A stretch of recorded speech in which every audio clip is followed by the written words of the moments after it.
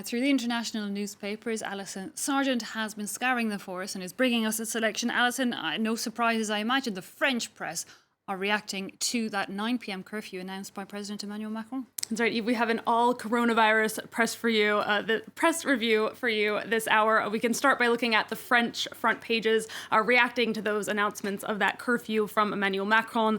The time of curfew is upon us. That's essentially this front page headline from Catholic paper La Croix. This is an announcement, of course, that we all knew was coming. And the paper writes that with this curfew, the fight against the virus is really kind of coming back into our private lives the way it was during the lockdown, or at least the private lives of those of us who live in the 9 urban areas impacted, a total of 20 million people in France, as the regional paper West France reminds us here. We can see on their front page there are people watching Emmanuel Macron speak from a bar, a scene that's not going to be very common for the next 4 weeks. Libération, meanwhile, is wishing its readers good night on its front page. The paper also notes that this Thursday could be sort of a loud day in the streets, even if it's a quiet one. I'm going to be looking forward to quiet nights. It might be a loud day in the streets this Thursday as healthcare workers who are already pushed to the brink by the first wave of the virus, well, they're going to be protesting today in France, demanding more resources as they gear up to deal with the second wave. Reacting to that announcement, a lot of Parisians that we were hearing are mourning the loss of their old life and trying to brace for this new normal again. Yeah, it's kind of this ongoing reckoning that we've been seeing in France and in many countries around the world since March, really. Most papers are anticipating what Le Figaro warns in its editorial is going to be sad days ahead. What the paper calls distanced society is going to be the new normal here until at least next summer, as Emmanuel Macron said last night in that interview. There's some bitterness in this editorial from Le Figaro. The paper rails against masks that they say are obligatory but pointless, tests for everyone but for nothing, a tracing app that the prime minister can't even remember the name of, and a lack of beds in intensive care. And what's to blame for all of this, the Figaro asks? Well, they say, first and foremost, a bureaucratic fiasco that's forcing people in France to stay home. Meanwhile, Alison, some papers, their editorials, have been picking up on what they note is a change in the president's communication style. Yeah, Le Parisien kind of comments on how he went from using these grand, kind of vague war metaphors in the beginning to what was last night a very clear pedagogical explanation of measures. The paper says the president was sort of forced into this clear sincerity because he knows that a curfew is only really going to work if people stick to it, essentially sticking to the reduced life that we see in this headline from the editorial of the Parisien, métro, boulot, dodo, which means in French, we say it a lot, metro, work, back to sleep.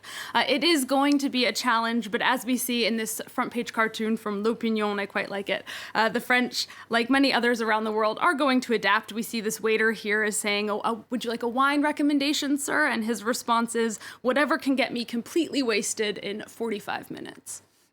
You wonder, will people start drinking earlier? But of course, new restrictions here in France, but not only across Europe. Stricter measures being put in place. So you've spotted also reactions to those in the international papers. That's right. The front page of The Guardian is having this story today, focusing on France, but also connecting it to the wave of restrictions that we're seeing across Europe. They note that the Netherlands went into partial lockdown last night with bars and restaurants closed. Belgium has also closed bars in Brussels and imposed local curfews. And yesterday in Spain, the Catalan government announced new restrictions, including limiting restaurants and bars to takeaway service. A Catalan paper La Vanguardia here says the government opted for the drastic route to contain the virus.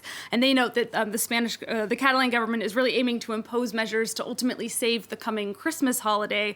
And it sort of feels like this pattern of alternating seasons we're seeing, sort of spring and fall for lockdowns to then enjoy holidays in the summer and the winter. Meanwhile, the New York Times, well, it isn't exactly gloating, Alison, but it is pointing out that the pandemic in Europe isn't quite as under control as it seemed a couple of months back. Yeah, Europe, which thought it had tamed the virus, now faces a resurgence. That's a headline here from the New York Times. They write that Europe once compared favorably to the United States, but is now being engulfed by a second wave.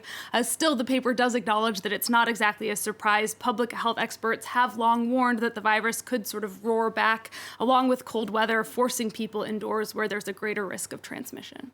Finally, Alison, you were saying earlier that containing this virus depends on individual responsibility to a large extent. And we have seen officials in Berlin launching a mask awareness campaign that really aims to shock people into to acting. Yeah, this ad showed an elderly woman giving her middle finger to people. You can see it here in Der Tagesspiegel. It says, "We stick to the coronavirus rules."